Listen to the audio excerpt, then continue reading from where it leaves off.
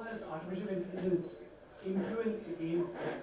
And basically, when you started, it might have not been that way, but what do you prefer, playing against the machine or playing against the man? Well, the computers had a profound impact on the game, of course, and you will see that in the lecture today. I wouldn't call it artificial intelligence because that's not what it is. But of course, the computer has changed the game, and I mean, you simply cannot train anymore without using it. So it's revolutionary in every single aspect.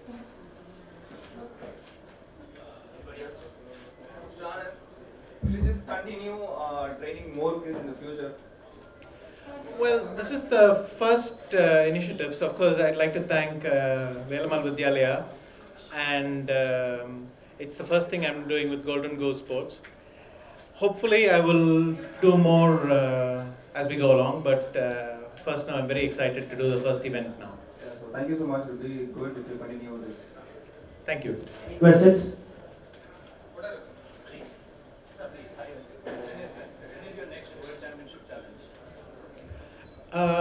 I will be playing in September the World Cup, and that's the qualification route for the candidates.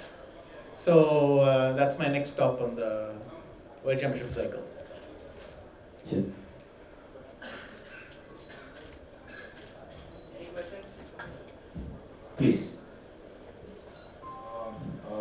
Regarding the computer thing again, computers now are such an inherent part of a kid's growing up.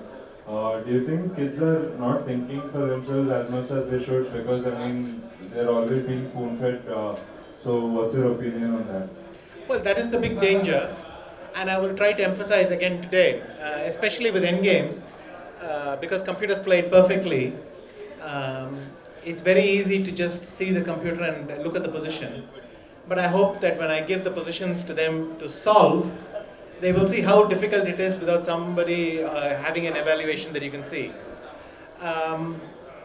It's not a question of understanding as such, because when someone tells you the right answer, it looks like the right answer. But when no one is telling you anything, can you still find the right answer? Because then you have various concepts, and I will try to show that a lot today. I believe we shouldn't just get into this habit of saying computers are good, computers are bad. They're a tool, they're an unbelievably effective tool, but you'll have to mix and match. And I will try to show that, because a lot of the games are from my own personal experience. And it is a very important area to emphasize, that at the board, when you're alone and you're solving things on your own, that it's very, very difficult. And that is part of the focus of this camp. I think I will try to show how mistakes happen in over the board play.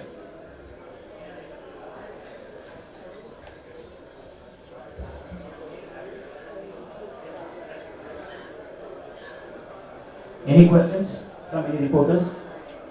Sir. Please, raise your hand, sir. Sir, you have to speak up. Hi, sir. So these are days when hello. These are days when there are a lot of performance-enhancing drugs involved in sports. So if you take most of them it's for the physical aspect of the sport, and how does that influence when it comes to the game of chess? In chess, there is not much substance abuse, shall we say.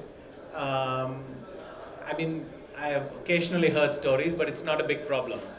First of all, because the performance boost it gives is not that significant and very hard to isolate. Anyway, for the record, for the World Championships, we do have drug testing. But in chess, it's much more relevant electronic cheating. So that requires very, very, very little assistance.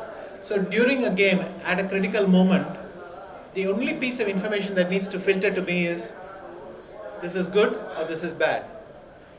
With that little piece of information alone, the help is enormous. Because looking at the same position, knowing the conclusion makes everything much easier. So in chess, electronic assessment is a big problem, and we have quite a lot of measures to think. We have metal detectors, almost like an airport security before you go to a game. They screen you. and they block signals and all this. So the World Championship often happen in glass enclosures, and all precisely for this reason.